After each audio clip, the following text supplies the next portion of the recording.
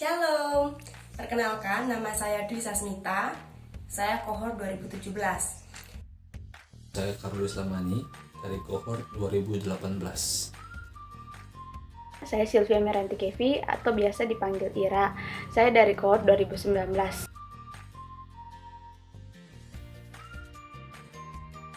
Jadi jika ditanya kendala apa dalam manajemen waktu selama masa pandemi, jadi yang pertama adalah kebiasaan suka menunda-nunda, berpikir bahwa masih ada waktunya masih lama, sehingga memilih mengerjakan pekerjaan rumah, melakukan aktivitas di rumah daripada mengerjakan tugas-tugas dari perkuliahan. Yang kedua, jaringan suka bermasalah, kadang trouble tanpa diketahui sebabnya. Yang ketiga, listrik padam tiba-tiba, tanpa ada pemberitahuan, tiba-tiba mati listrik. Yang keempat, perangkat elektronik yang kurang mendukung.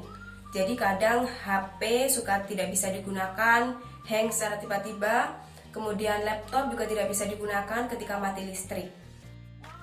Kendala yang dihadapi dalam manajemen waktu adalah yang pertama, rasa malas. Yang kedua adalah tidak mempunyai perencanaan. Dan yang terakhir adalah tidak memiliki prioritas. Kendala apa yang dihadapi dalam manajemen waktu di tengah pandemi? Nah, bagi saya itu yang pertama, itu banyaknya kegiatan yang akhirnya membuat waktu pelaksanaannya itu bertabrakan, yaitu perkuliahan online dan tugas-tugasnya menumpuk, ditambah lagi dengan pekerjaan rumah, terus pelayanan dan kegiatan kampus. Nah, yang akhirnya membuat saya itu menjadi kebablasan dalam mengatur waktu dan juga dalam melaksanakannya.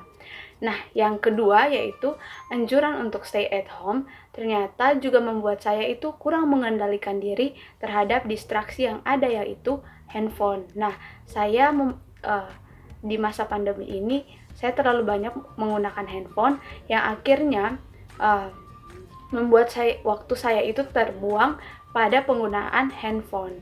Nah, yang berikutnya yaitu kondisi jaringan internet yang kurang stabil. Nah, hal ini juga menyebabkan pengerjaan dari tugas kuliah itu menjadi tertunda dan akhirnya membuat pekerjaan semakin menumpuk.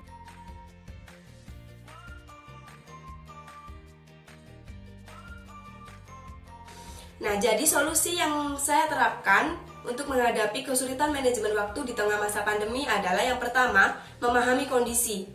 Yang kedua, membuat plan cadangan. Kedua hal ini saling berkaitan.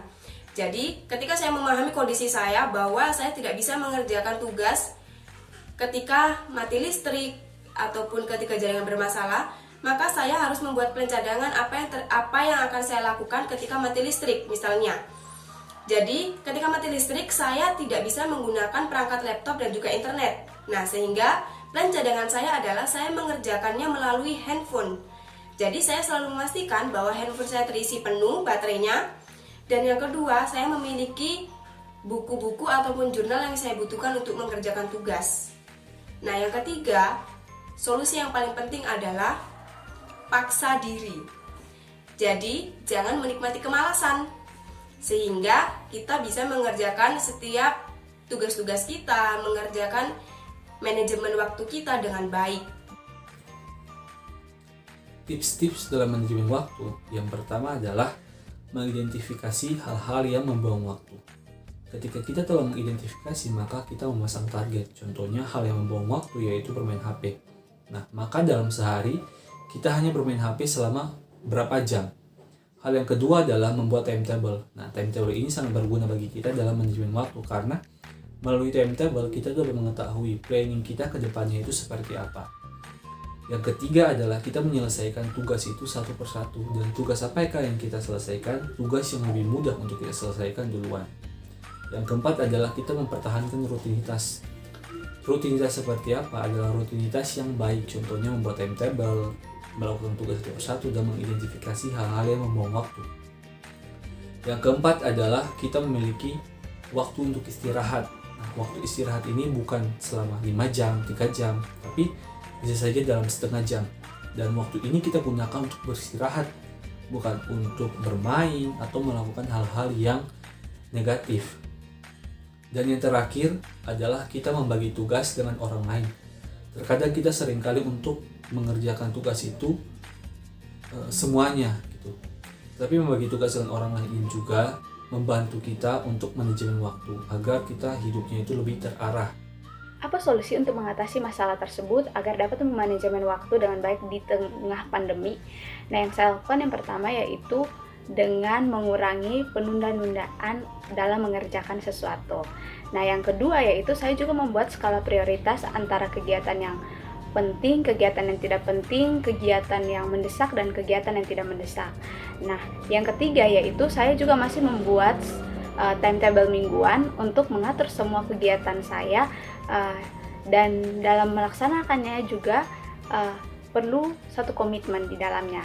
Nah, dan yang keempat yaitu jika ada kendala dalam pengerjaan tugas, maka saya segera menggantikan kegiatan tersebut dengan kegiatan lain yang masih bisa saya kerjakan.